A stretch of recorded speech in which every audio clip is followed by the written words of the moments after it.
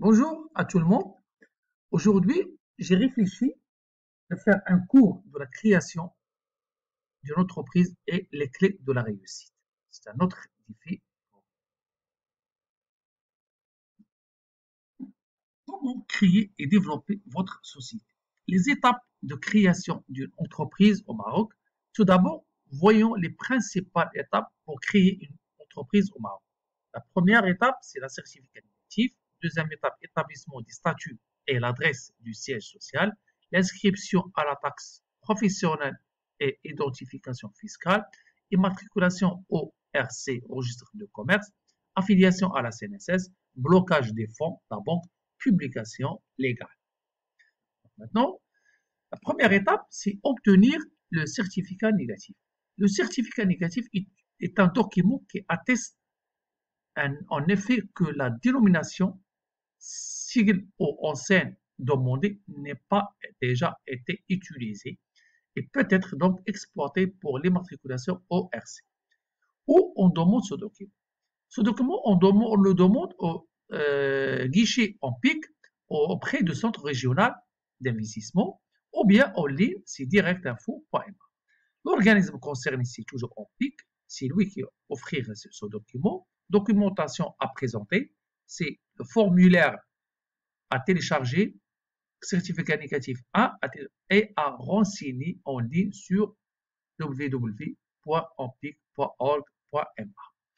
Et bien sûr, plus la CN du demandeur. Les frais, c'est en ligne, ça coûte 126 dirhams pour la dénomination commerciale et les enseignes, et 210 si tu le fais sur place sur format papier. Il ne faut pas oublier que si le formulaire a été rejeté la première fois, vous avez le droit de le faire une autre fois si les normes que vous avez proposées sont déjà existantes. La deuxième étape, c'est établissement des statuts et l'adresse du siège social.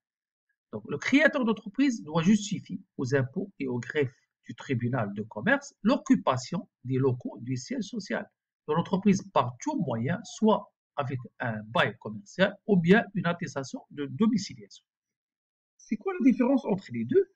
Avec bail commercial, donc la personne fait un contrat de bail normal avec le propriétaire de local ou bien une attestation de domiciliation. C'est consiste dans le fait d'attribuer à cette société une adresse postale, ni plus ni moins. C'est juste une adresse postale où on peut avoir tous les documents à cette société. L'établissement des statuts.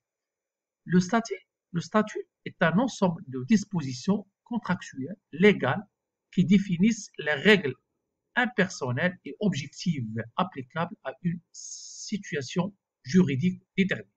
Le créateur peut choisir de se faire accompagner par un professionnel de la création d'entreprise, soit un avocat d'affaires qui peut faire le statut de bonne de forme, un expert comptable aussi il peut le faire, un fiduciaire aussi il peut le faire, ou bien d'autres personnes qui partagera son expertise et prendra en charge tout ou partie des opérations pour la création. L'intervention du professionnel est à négocier et à discuter en fonction des besoins, de la disponibilité et des ressources du usage. En application de l'article 50 de la loi 5/96, les statuts doivent contenir les mentions suivantes obligatoires. Les prénoms, nom et domicile de chacun des associés ou s'il s'agit d'une personne morale, ses dénominations, forme et siège social. La constitution, la forme de la constitution SAR ou bien SA ou bien SNSC et tout ça, il y a plusieurs modalités, des formes de statut de la société.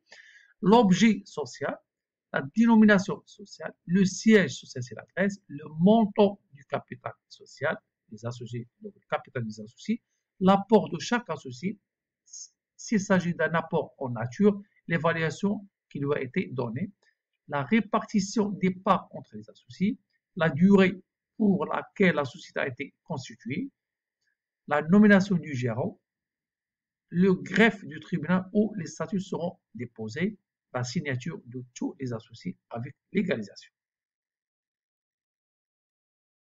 Donc, dans le statut, on doit avoir toutes ces informations nécessaires. Troisième étape, l'inscription à la taxe professionnelle et identification fiscale.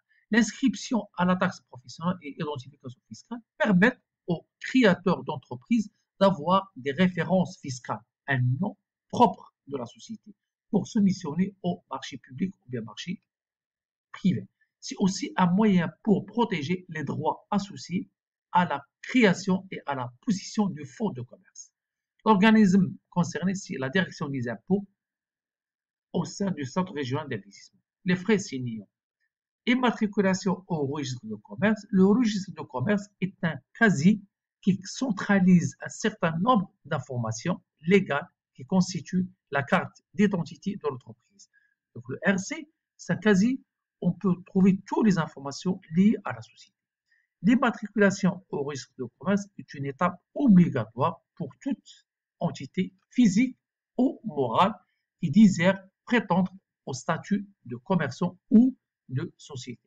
L'organisme concerné, c'est le Centre régional d'investissement auprès du représentant du tribunal de commerce. Toujours, on revient au tribunal de commerce qui donne l'attestation de RC. Les frais engagés, c'est 350 dirhams, l'attestation. Affiliation à la CNSS. L'affiliation à la CNSS est une obligation aussi légale. Toute entreprise assujettie au régime de sécurité sociale doit être affiliée à la CNSS, qui lui délivrer dès lors un numéro d'affiliation qui veut reconnaissance administrative de son identification, son enregistrement et son rattachement au régime. L'organisme concerné, Centre régional d'investissement auprès du représentant de la CNSS. Les frais signants. Le blocage des fonds. Sixième étape. Si le capital social est supérieur à 100 000, dans ce cas, on est dans l'obligation de faire un blocage de fonds. Le créateur doit déposer au moins un quart des fonds constituant les apports en espèces dans un compte bancaire bloqué. Le reste dans un délai de 5 ans. Si le montant est inférieur à 100 000, donc on n'a pas besoin de ce document. L'organisme concerné, c'est la banque. Documents à présenter, c'est chaque banque demande des documents. Donc chaque banque a des données spécifiques. Projet de statut signé par tous les associés, copie certificat négatif et copie du siège du gérant ou d'un administrateur. Et bien sûr, d'autres banques demandent le certificat d'immatriculation, l'IF, ils demandent la RC, ils demandent copie de la patente. Donc, chaque banque, qu'est-ce qu'elle demande? Publication légale. À la fin, on a créé la société de toutes les étapes. Donc, à la fin, on a l'obligation de faire une publication au journal d'annonce légale. C'est l'organisme concerné, c'est le journal d'annonce légale. Avec les frais, c'est 8 à 10 dirhams la ligne. Et après, on a de l'obligation de faire la publication au bulletin officiel. C'est obligatoire. C'est 400 dirhams. Les frais, c'est 400 dirhams. Avec 30 dirhams, une copie de 48, deux copies frais d'envoi du bulletin officiel. Donc, c'est ça, on a fini les étapes de la création d'entreprise. Donc, en tout cas, c'est clair. Maintenant, on va passer par les clés de la réussite de la société. Après la création, on commence les opérations, l'activité, rencontre des clients, entre des fournisseurs, entre des prestataires. Donc, maintenant, on va rentrer dans le process de l'entrepreneur. L'entrepreneuriat est une démarche ambitieuse, certes, mais elle n'est pas toujours facile. Outre la maîtrise de l'aspect technique et financier, elle requiert un travail sur soi en vue d'affronter les différents défis, d'où l'importance du recours au coaching. Le coaching, ça reste un point très très important, on va le voir après. Quelqu'un qui veut développer sa personnalité, développer son vision de business, il faut qu'il y ait un recours au coaching. Quels sont les axes d'amélioration utilisés pour réussir ce challenge? Pour créer une entreprise gagnante, tout entrepreneur doit être capable de répondre clairement à certaines questions, entre autres. Quels sont les résultats que je souhaite atteindre à partir de mon entreprise? C'est une question très importante, très primordiale. La réponse à cette question permettrait de trouver au moins 3 cibles importantes sur lesquelles il faudrait se focaliser pour réussir ce challenge, à savoir le volume du chiffre d'affaires, combien je dois vendre cette année, deuxième année, troisième année, et la marge nette à réaliser. Est-ce que je dois baisser mon prix? Est-ce que je dois garder la même marge du marché, etc. Donc, c'est à toi de trouver une solution. C'est à toi de voir comment tu peux vendre ton produit. Et le seuil de rentabilité, bien sûr.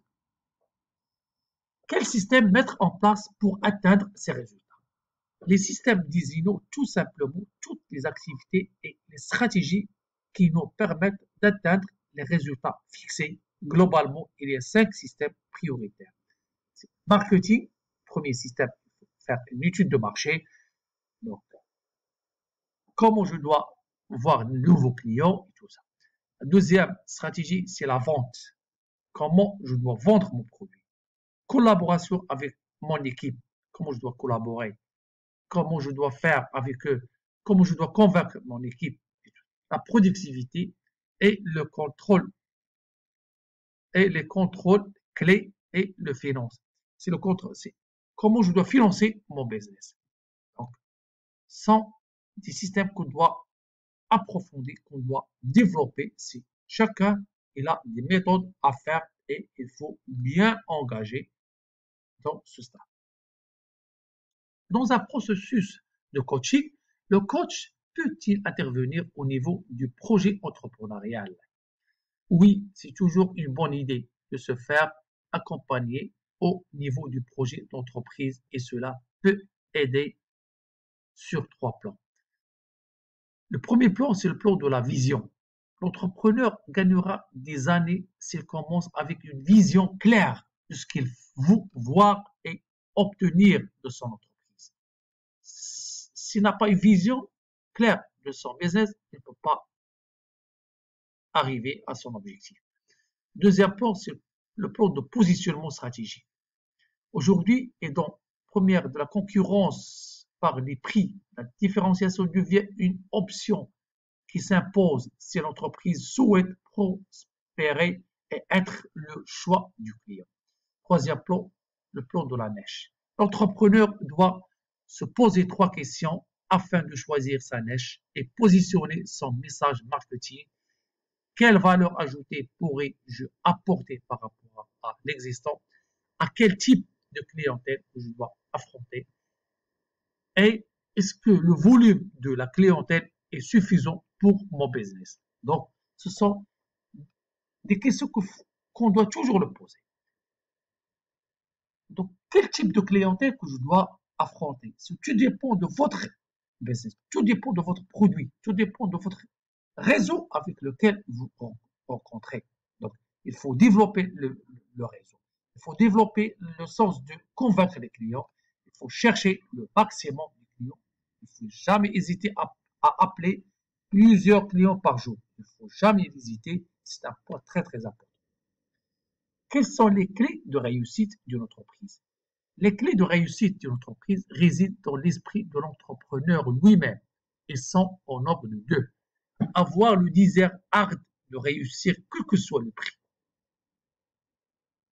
Quand je fixe mon objectif, je dois aller jusqu'au bout. Que ce soit les défis, que ce soit l'échec, je dois aller jusqu'au bout pour arriver à mon objectif. Car j'ai remarqué que la plupart des entrepreneurs baissent les bras et lâchent après le premier échec et oublient que l'échec fait partie de l'école des entrepreneurs à succès.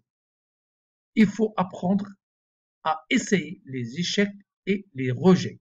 Pour moi, cela constitue la première clé du succès personnel et professionnel. Il y a lieu aussi de souligner que cette astuce est fondamentale, surtout pendant les 2 premières années qui peuvent être difficiles. et avoir l'éthique du travailleur. Donc, toujours, on trouve la concurrence est plus forte